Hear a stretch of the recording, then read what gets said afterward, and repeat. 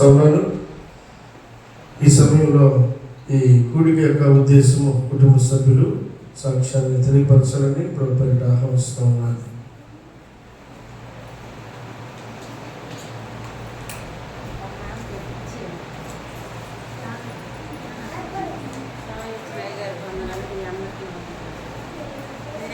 సంవత్సరమే పెట్టుకోవాలనుకున్నా ఈ కూడిక.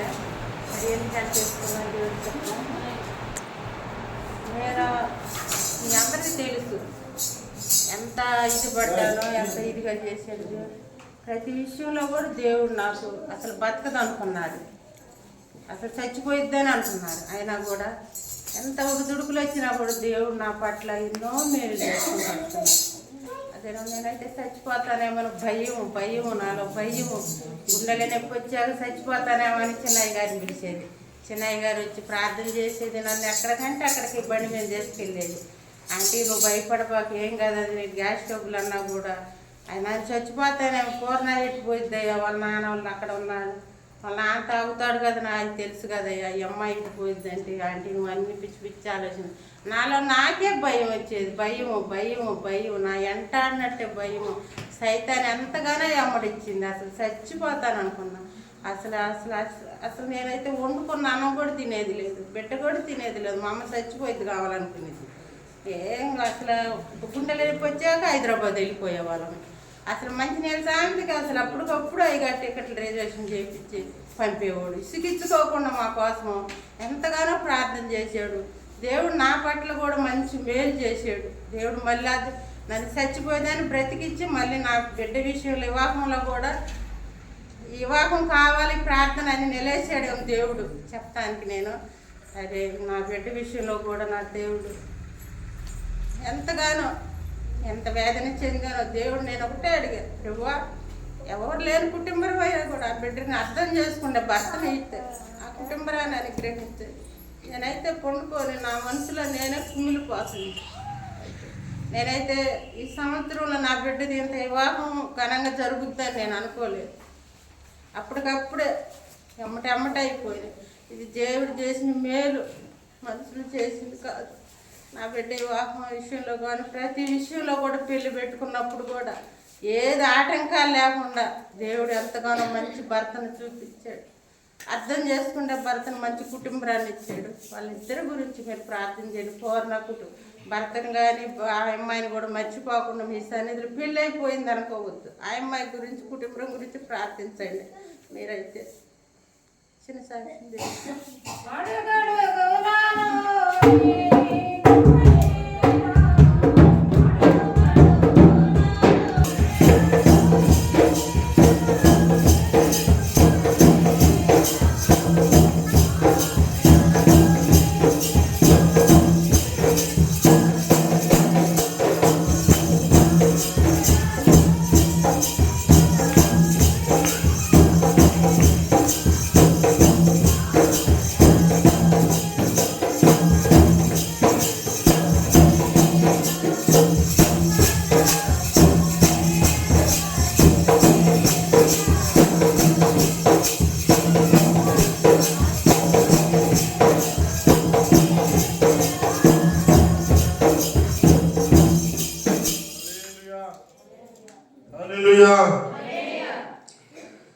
ఈ రాత్రికాల సమయంలో ఒక ప్రత్యేకమైనటువంటి కృతజ్ఞత కూడిక, దేవుడు సంతోషించేటువంటి గొప్ప సమయం.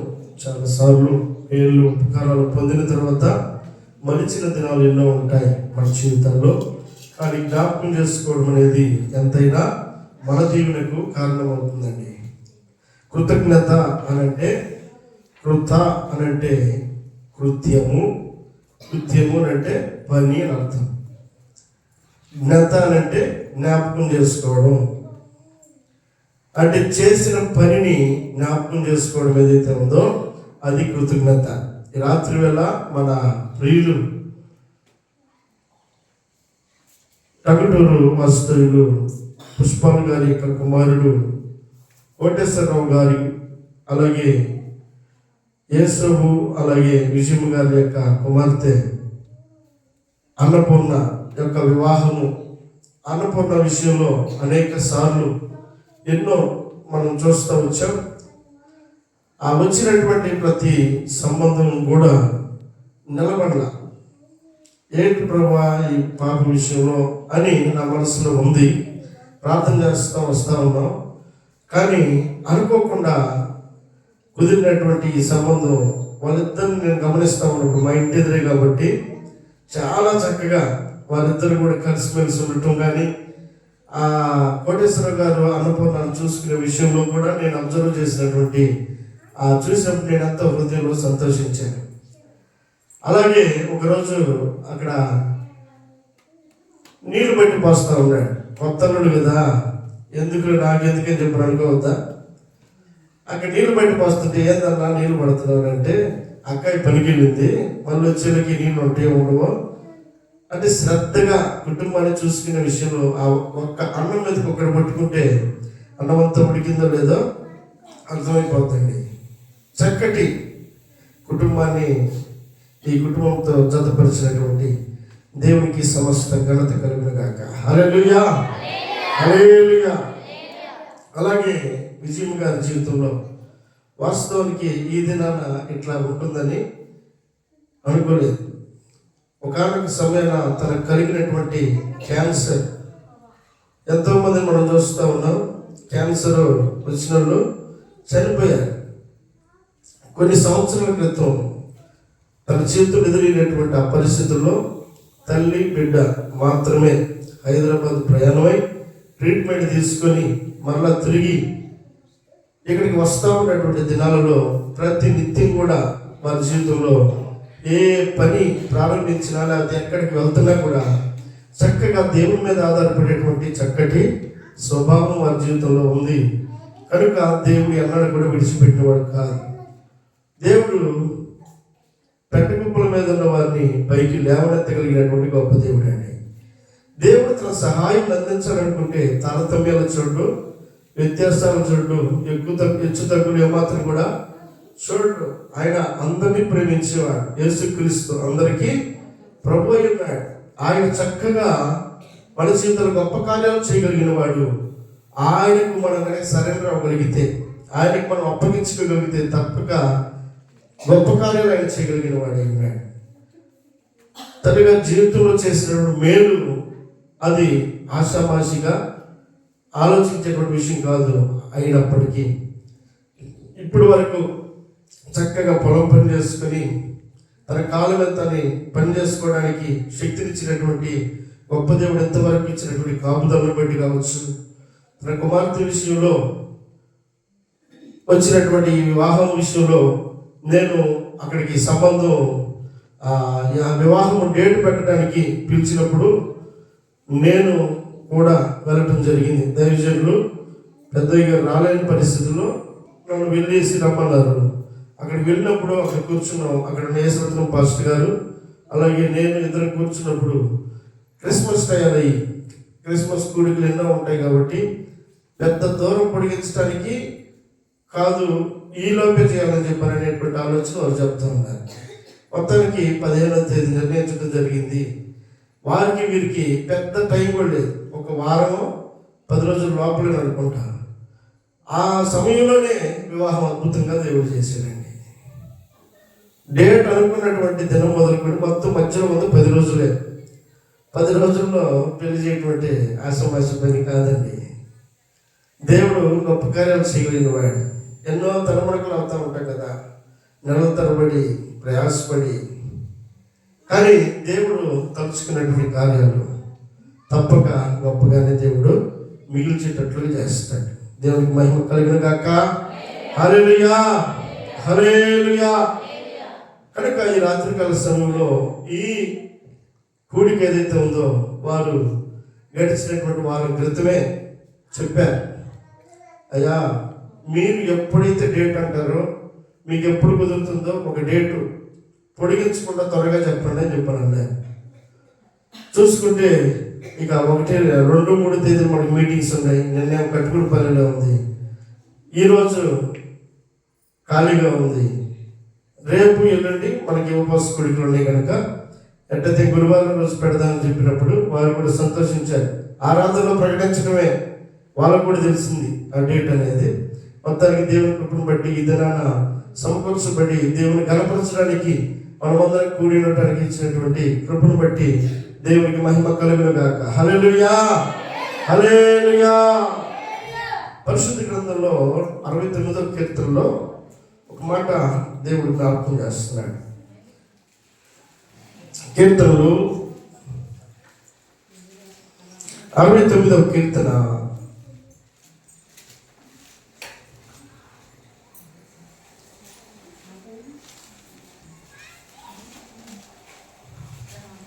30-31 వచ్చిన కీర్తనలతో నేను దేవుని నామమును స్తుతించెదను. ఎద్దు కంటెను కొమ్ములను డెక్కలను గల కోడి కంటెను అది యెహోవాకు ప్రీతికరము అని అంటాడండి. ప్రీతికరము అని అంటే దేవునికి బాగా ఇష్టమైనటువంటి కార్యం ఏదైనా ఉంది అని అంటే, దేవుడు బాగా ఇష్టపడేటువంటి కార్యం, దేవుని సంతోషపెట్టేటువంటి కార్యం, దేవుణ్ణి మహిమపరిచేటువంటి కార్యం, దేవుణ్ణి గణపరచగలిగినటువంటి గొప్ప కార్యం ఏమైనా ఉంది అంటే వాక్యం సెలవిస్తున్నటువంటి చక్కటి మాట ఏమిటంటే, కీర్తనలతో నేను దేవుని నామమును స్తుతిస్తాను. కృతజ్ఞతాస్తుతులతో నేను ఆయనను ఘనపరుస్తాను. ఏది కోరుకుంటున్నాడు దేవుడు? కీర్తనలతో ఆయన్ని కీర్తించటం. రెండవది కృతజ్ఞతాస్తుతులతో ఆయన ఘనపరచడం అంట. మనం ఏదో గొప్పగా చూపించుకోవలసిన కార్యాలయాన్ని కూడా దేవుడు ఆశించడం లేదు. దేవుడు ఆశిస్తున్నటువంటి చక్కటి ఆలోచన ఏమిటంటే, ఇందాక చెప్పబడిన సాక్ష్యం ఏదైతే ఉందో, ఇదిగో నా దేవుడు నా జీవితంలో ఈ మేలు చేశాడు, ఉపకారం చేశాడు, నా జీవితంలో దేవుడు చేసిన మేలు ఇవి అని అందరి ముందు సాక్ష్యం ఇవ్వడం ఏదైతే ఉందో, ఇది తప్పక దేవుడు సంతోషించేటువంటి కార్యం. అంత మాత్రమే కాదు, ఇది యెహోవాకు ప్రీతికరమైనదంట. ప్రీతికరమైనది, చాలా ఆయన ఇష్టపడేటువంటి కార్యం. ఆయన ఇష్టపడేది చేయకుండా ఇష్టపడని దాన్ని మనం ఎన్ని చేసిన ప్రయోజనం ఉందా? లేదు కదా. ఇష్టపడేదాన్ని చేయాలి. మన జీవితంలో ఏ మేలు పొందామో, ఏ ఉపకారాన్ని పొందామో, ఆయన ద్వారా పొందినటువంటి కార్యాలు ఏవైతే ఉన్నాయో వాటన్నిటిని బట్టి తప్పక ఆయన కీర్తించాల్సిన వారమై ఉన్నాం, ఆయన గణపరచాల్సిన వారమై ఉన్నాం, ఆయన నామాన్ని హెచ్చించాల్సిన వారమై ఉన్నాం. ఇదిగో ఇది నా వల్ల కలిగిన కార్యం కాదు, ఇదిగో నేను నమ్మిన నా దేవుని వల్ల మాత్రమే జరిగిన కార్యమని నువ్వు ప్రకటించేటువంటి ఆ మాట ఏదైతే ఉందో అది తప్పక దేవుని కనపరుస్తుందండి. అది తప్పక దేవుని మహిమపరుస్తుంది. ఆ మహిమపరచగలిగినటువంటి ఆ మాట దేవునికి ప్రీతికరమైనది, దేవునికి ఇష్టకరమైనది, దేవుని సంతోషపెట్టగలిగిన మాట. నీ హృదయంలో వచ్చే కృతజ్ఞత ఏదైతే ఉందో అది దేవుణ్ణి హృదయమాన సంతోషపెట్టగలుగుతుంది. నేను స్తోత్రం చెల్లిద్దాం. హల్లెలూయా. నీవు చేసిన ఉపకారములకు నేనేమి చెల్లింతును? నీవు చేసిన ఉపకారములకు నేనేమి చెల్లింతును?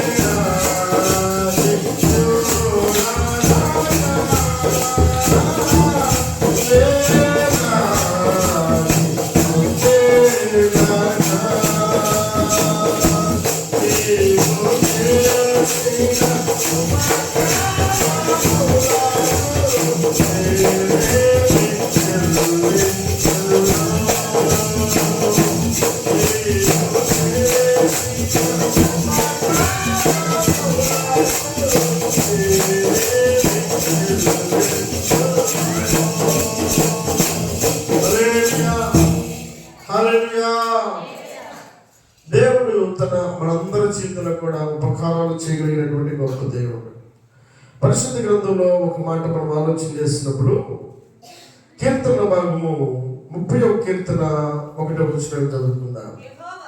యెహోవా కీర్తనలు 30వ కీర్తన 1వ వచనం. యెహోవా నా శత్రువులను నా విషయమై సంతోషపనియక నీవు నన్ను ఉద్ధరించి ఉన్నావు, అందుకై నేను నిన్ను కొనియాడుచున్నాను.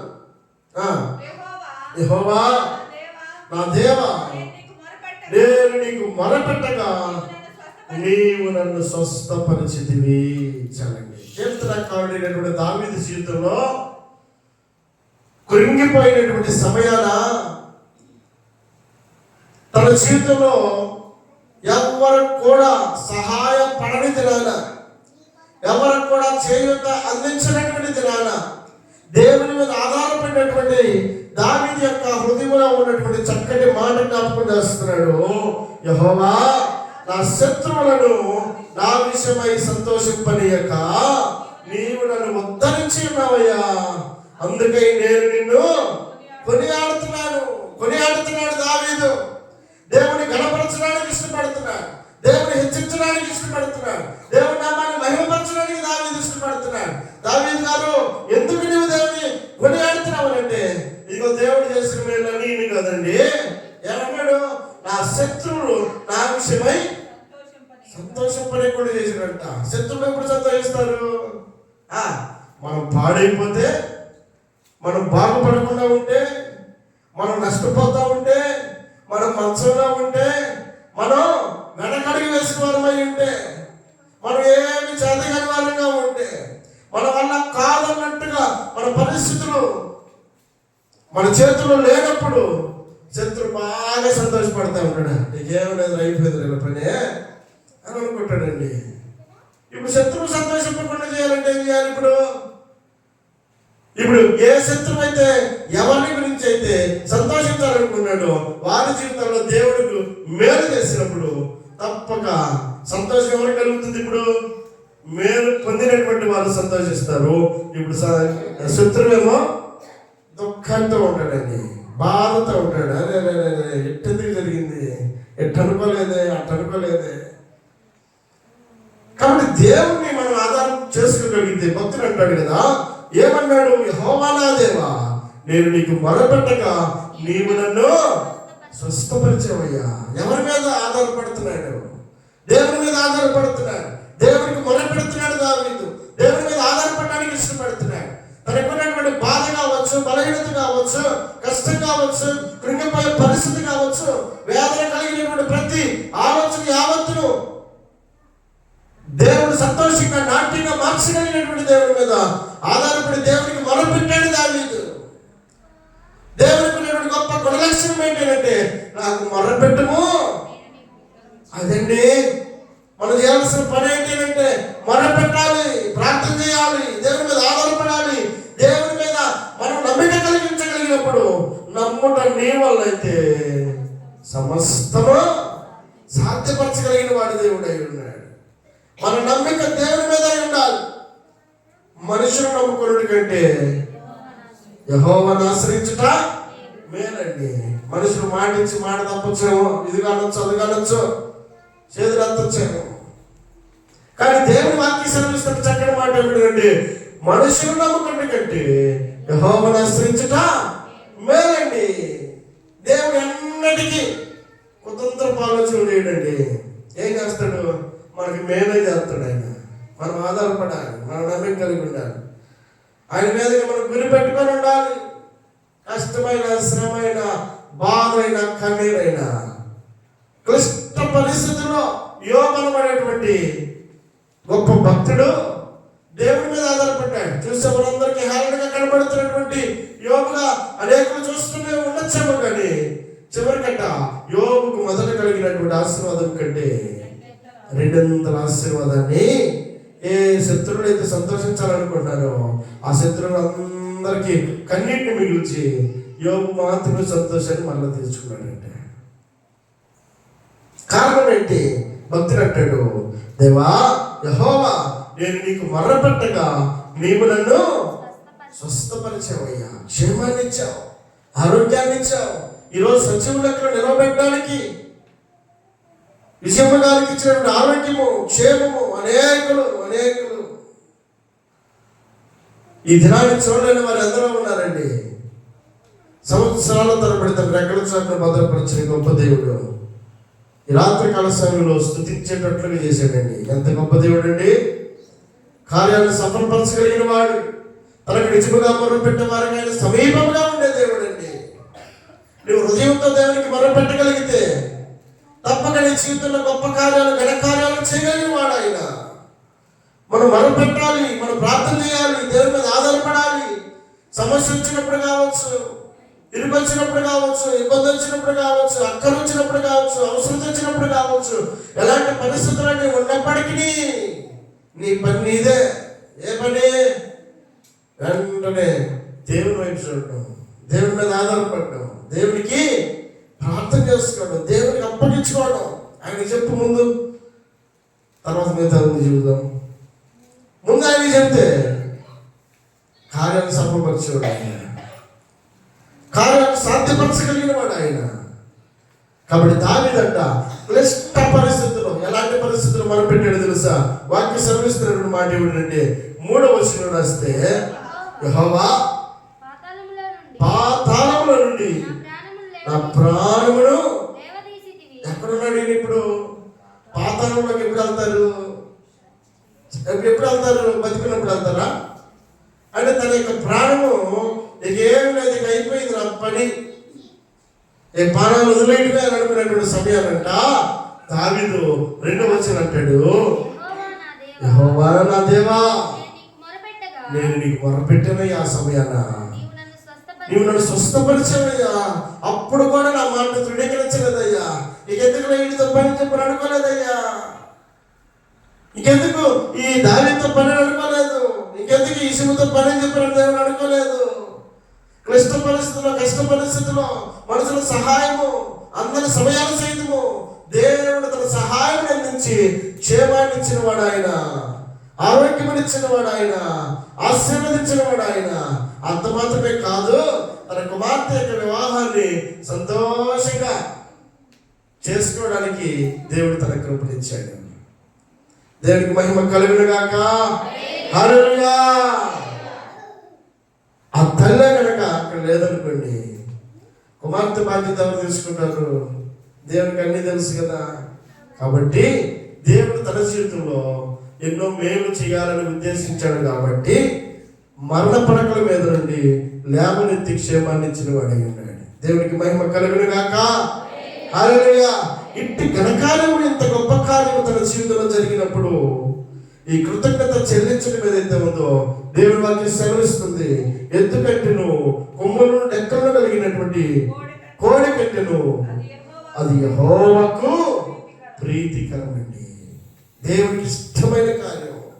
అదిగో నా జీవితంలో దేవుడి మేలు చేశాడు, ఎంత గొప్ప కార్యం అండి. కాబట్టి అలాంటి మాట మన మాట పలకాలని దేవుడు ఇష్టపడుతున్నాడు. అందుకే కదా 105వ కీర్తన 1వ వచనం ఏమంటాడు? యెహోవాకు కృతజ్ఞతాస్తుతులు చెల్లించుడి, ఆయన నామమును ప్రకటన చేయుడి, జనములలో ఆయన కార్యములను తెలియజేయుడి, ఆయన గూర్చి పాడుడి, ఆయన కీర్తించుడి, ఆయన ఆశ్చర్య కార్యములన్నిటిని గురించి సంభాషణ చేయుడి. సంభాషణ చేయాలంట. ఆయన ఆశ్చర్య కార్యముల గురించి మాట్లాడుకోవాలి. మాట్లాడుకోవడానికి ఎవరు ఒకరికైతే ఇద్దరికైతే తిండి దగ్గర చదువుతుంది. కానీ ఇప్పుడు మందిరంలోకి వస్తే అందరితో పంచుకోవచ్చని దేవుని సన్నిధిలో ఈ కృతజ్ఞత కూడిక ఏర్పాటు చేయడం జరిగిందండి. కాబట్టి దేవుని వాక్యం సెలవిస్తున్న మాట జనములలో ఆయన కార్యములను తెలియజేయాలంట. ఇది నా జీవితం మేలు ఇది చేశాడు, ఉపకారం ఇది చేశాడు, ఇదేదో నా గొప్పతనం వల్ల కాదు, ఇది నా దేవుడు చేశాడు ఈ కార్యం. కాబట్టి ఆ మాట దేవుడు కోరుకున్నాడు. రాత్రికాల సమయంలో నీ జీవితంలో ఎన్ని మేలు అనుభవించావు, నీ జీవితంలో ఎన్ని ఉపకారాలు అనుభవించావు, ఉపకారాలకు తగినటువంటి కృతజ్ఞత నువ్వు దేవునికి చెల్లించగలుగుతా ఉన్నావా? పొందినటువంటి మేలు, అనుభవిస్తున్నటువంటి ఆ మేలును నువ్వు వ్యక్తపరచడానికి ఇష్టపడగలుగుతున్నావా?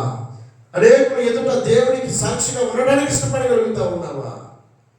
దేవుడు జ్ఞాపకం చేస్తున్నాడండి. పరిశుద్ధ గ్రంథంలో ఒక మాట మనం ఆలోచన చేసినప్పుడు ఎఫెసీయులకు రాసిన పత్రిక 1వ అధ్యాయము 11-12 వచనాలు. ఎఫెసీయులకు రాసిన పత్రిక 1వ అధ్యాయం 11-12 వచనాలు. మరియు క్రీస్తునందు ముందుగా నిరీక్షించిన మనము తన మహిమకు కీర్తి కలుగు చేయవలనని దేవుడు తన చిత్త ప్రకారమైన సంకల్పమును బట్టి మనలను ముందుగా నిర్ణయించి ఆయన యందు స్వాస్థ్యముగా ఏర్పరిచెను. ఆయన తన చిత్తానుసారముగా చేసిన నిర్ణయము చొప్పున సమస్త కార్యములను జరిగించుచున్నాడు. దేవునికి మహిమ కలుగును గాక. హల్లెలూయా. క్రీస్తునందు ముందుగా నిరీక్షించిన మనము తన మహిమకు కీర్తి కలుగజేయవలనని దేవుడు ముందుగానే సంకల్పించాడంట.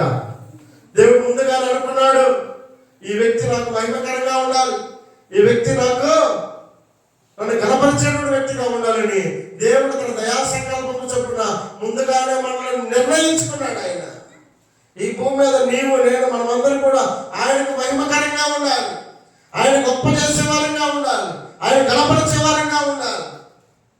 మరి ఆయన గొప్పగా గణపరిచేటువంటి వ్యక్తులుగా మనం ఉండాలి అంటే ఇక్కడ ఏమన్నాడు? దేవుడు తన చిత్తానుసారమైన సంకల్పము నుంచి బట్టి మనల్ని ముందుగా నిర్ణయించి ఆయన యందు స్వాస్థ్యముగా ఏర్పరచుకున్నాడు.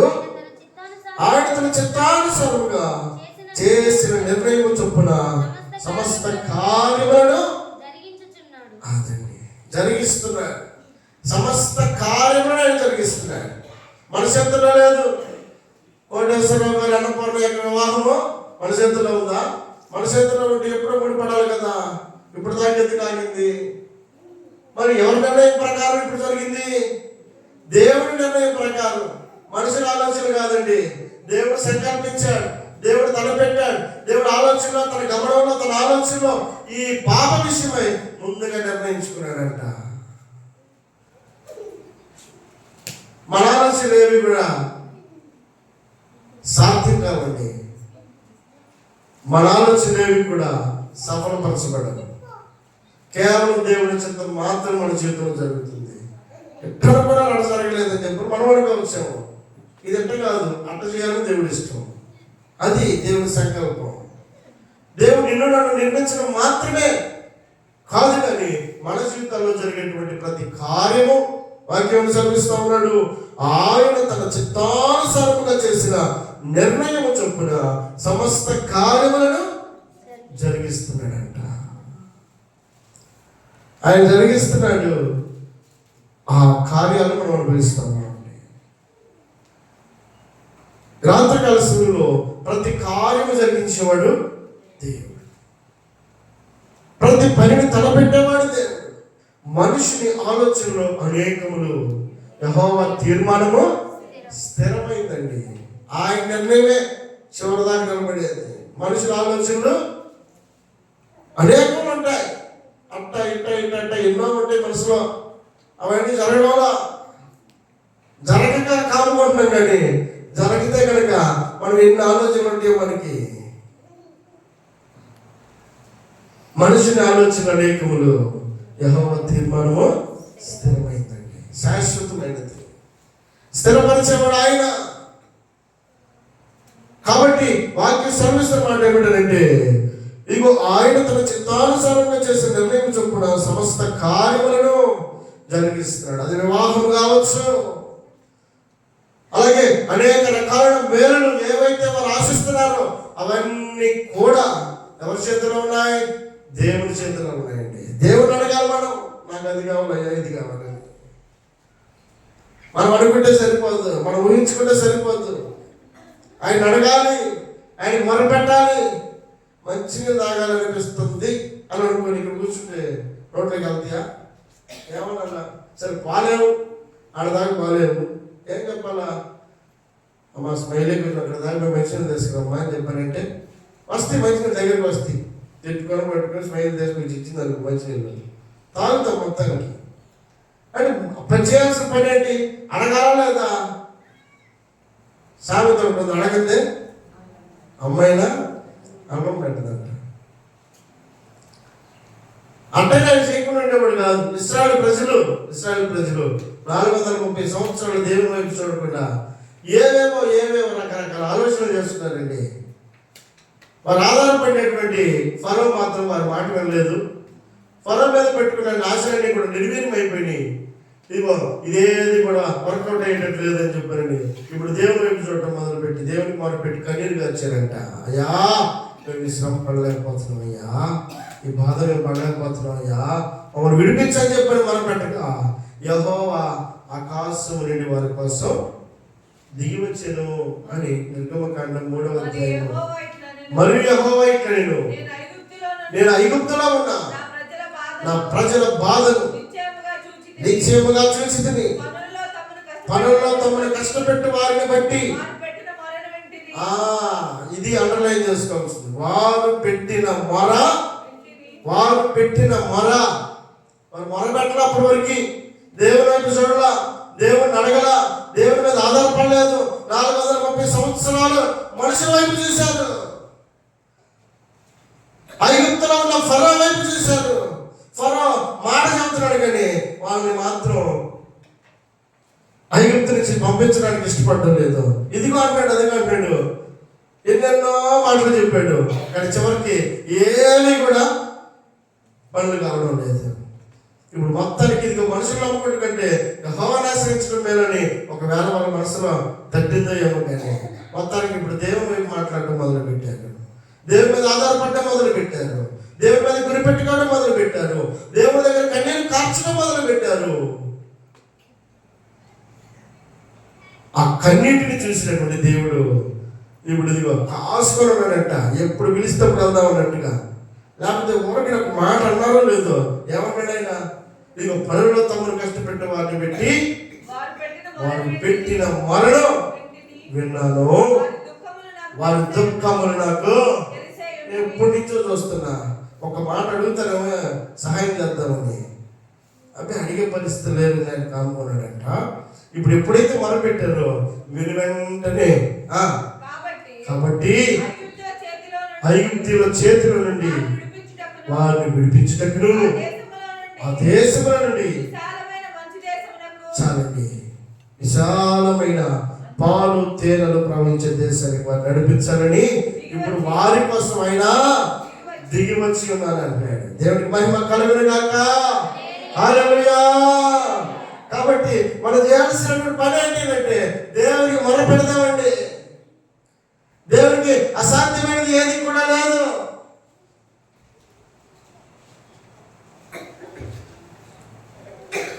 దేవుడి మీద ఆధారపడగలిగితే, దేవుడి మీద గురి పెట్టుకోగలిగితే ఈరోజు కాదు, రేపు కాదు, ఎల్లుండి తప్పక కార్యం చేయగలిగిన వాడు ఆయన. నమ్ముట నియమాలైతే సమస్తం సాధ్యపరచగలిగిన వాడు ఆయన. తను నమ్మిన బిడ్డని ఎన్నడూ కూడా బొమ్మ చేసేవాడు కాదు ఆయన. తను ప్రేమించే వాడిని ఆయన ఘనపరచగలిగిన వాడు. అతడు నన్ను ప్రేమించుచున్నాడు కనుక నేను అతన్ని తప్పిస్తాను అని ఓడికడే చిన్నదాన్ని పెద్దదాన్ని అన్ని నాకే చెబుతూ ఉంటాడే. వాడిని ఇచ్చిపెట్టి తప్పని చెప్పారండి. మనుషులకు మనం అనుకోమా? చిన్న బాధ, ఏ కష్టం వచ్చినా కానీ నీ దగ్గరికి ఎవరైనా వస్తుందని అనుకోండి, విడిచిపెట్టగలుగుతావా? తోచినంత సహాయం చేయవా? మనుషులకు మనమే అంత సహృదయంతో ఉంటే దేవుడు ఎందుకు వదిలి పెడతాడు? కాబట్టి మనం చేయాల్సిన పని ఏంటంటే దేవుని మీద ఆధారపడదాం, దేవునికి నమ్మకంగా ఉందామండి. దేవుడు ఈ రాత్రికాల సమయంలో విజయమ్మ గారి యొక్క కుటుంబంలో తన ఆరోగ్యపరంగా కావచ్చు, తన కుమార్తె యొక్క వివాహ విషయంలో కావచ్చు, దేవుడు చేసిన ఉపకారములు ఆ తల్లి ఎన్ని కన్నీరు గార్చిందో, ఎంతసేపు ఏడ్చుకుని ఉండిద్దో అదంతా కూడా వహించుకుంటే మనకు తెలియకపోవచ్చేమో కానీ దేవుడు సమస్తాన్ని చూడగలిగిన వాడండి. కన్నీటి నాట్యంగా మార్చగలిగిన వాడు, దుఃఖాన్ని సంతోషంగా మార్చగలిగిన వాడు. ఈ రాత్రికాల సమయంలో ఘనపరిచేటట్లుగా గొప్ప కార్యాలు చేసిన గొప్ప దేవుణ్ణి మహిమపరచడానికి ఈ రాత్రి మనం సమకూర్చబడినటువంటి ఉద్దేశము ఈ కుటుంబం పట్ల చేసిన మేలే కారణమై ఉంటే ఈ రాత్రికాల సమయంలో నీవు చేయాల్సిన పని, నువ్వు ఏ పని తలపెట్టినా దేవునికి అప్పచెప్పు, దేవునికి మొరపెట్టు. తప్పక నీ జీవితంలో ఘనకార్యాలు చేయగలుగుతాడు, గొప్ప కార్యాలు చేయగలుగుతాడు. దేవుని మాటలు దీవించును గాక. అందరూ తలలో ఉంచుదాం. ప్రార్థన.